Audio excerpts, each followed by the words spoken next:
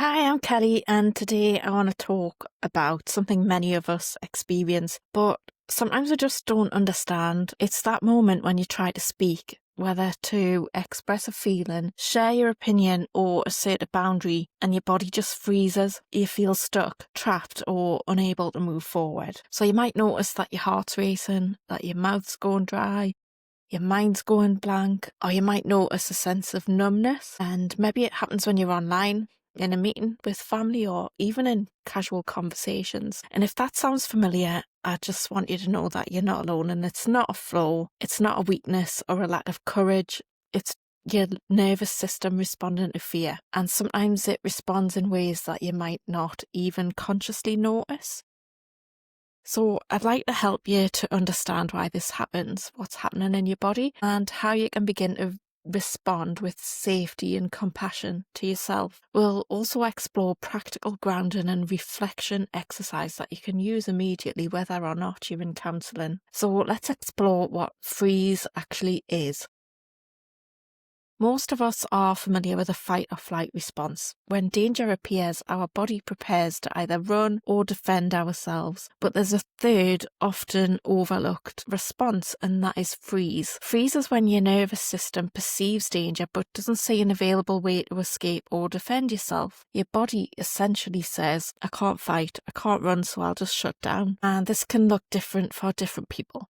So you might feel physically stuck, like your body won't move. You might have the experience where your voice catches and you feel unable to speak, like your voice gets stuck in your throat. Your thoughts might scatter, leaving you blank or panicked internally. And emotionally, you might feel numb, detached, or suddenly just overwhelmed with fear or shame. And it's important to know that that's not a failure. It's an automatic survival mechanism. Your body's trying to protect you from the threat that it perceives. And often these threats aren't physical. They can be emotional, social, or relational. And even though you might not be facing physical danger, your nervous system doesn't always distinguish between physical threats and emotional threats. So situations that can trigger freeze responses include speaking up in a group where you fear criticism, sharing a personal truth with someone who might react negatively, facing online harassment, trolling, or public shaming, and in dealing with manipulative or coercive relationships. And when your nervous system's triggered, your body reacts first. Your mind often follows later, leaving you feeling stuck, ashamed, or frustrated with yourself. But let's think about this a little bit deeper. So your nervous system has two main branches: the sympathetic nervous system, which is responsible for fight or flight, and the parasympathetic nervous system, which is responsible for rest, repair, and freeze responses. And the freeze response is a type of parasympathetic shutdown. So your body's trying to protect you when it perceives no safe way to act. And it's automatic and it's ancient, and humans and animals have relied on it for survival for millennia. So most importantly, this means that your freeze response is not a personal failing. It's a signal from your body that it needs safety, containment, and support. Recognizing this is the first step in responding differently. So let's pause for a moment, and I want you to take a minute to think about the last time that you froze. Where were you? Who were you with? What was happening emotionally or socially?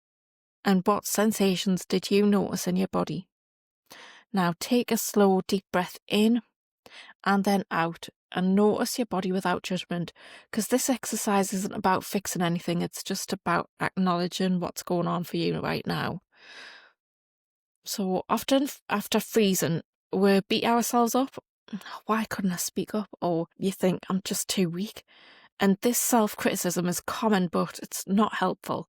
And it stems from misunderstanding the body's response. So freezing is protective, not shameful. And when you recognise that, you can shift from self-blame to curiosity. My body did what it needed to survive. Now, how can I respond safely now? So let's try a little simple grounding technique to reconnect with your body and your nervous system. So if you can sit comfortably with both feet on the floor, place one hand on your chest and one on your belly. And just take a slow, deep breath in for 4 counts, feeling your chest and your belly rise. And then exhale slowly for 6 counts, noticing your body settling. So repeat this for a few minutes, focusing only on the sensation of breathing and how your hands are moving up and down. And notice how your body feels after a few cycles. That's a small, practical step towards claiming the nervous system after a freeze response. Recovering your voice doesn't have to happen all at once. You can start small. Whisper your thoughts to yourself. Write down what you would like to say in a safe space. Speak in front of a mirror, noticing your body and your breath. And those little steps can help your nervous system learn that it's safe to express yourself again. And over time, speaking up, whether online in meetings or in personal relationships, becomes easier and less triggering. So freezing often happens in high stakes or emotionally charged situations. So that could be in confrontations with family members or partners, in difficult work conversations, or if you're public speaking, or in online forums. By practicing awareness, grounding and micro steps, you can create a space for your body to say, I can move now, I'm safe enough to act. And you can integrate this into your daily life. So notice the triggers as early as possible. Pause, breathe and ground. Acknowledge your freeze response without judgment, and then take small steps towards expression when you're ready. So this isn't an instant thing, it's a gradual retraining of your nervous system. So you need to be patient and compassionate with yourself. So if you found yourself freezing frequently, struggling to speak, or feeling stuck after conflict or online hostility, support is available. In my counselling sessions, we work gently with the nervous system, explore triggers and practice practical strategies to regain your voice safely. So you don't have to navigate this alone, and you can start reclaiming your voice today. So thank you for sitting with me through this session. Remember, freezing isn't a failure. It's a signal that your body needs safety, awareness and care. And you are not alone. And it's possible to speak from a place of calm, strength and clarity. And if you would like to access my counselling service, you can talk to me for free in a 20-minute session. And you can book that on my website, which is kellyoliverdougall.com.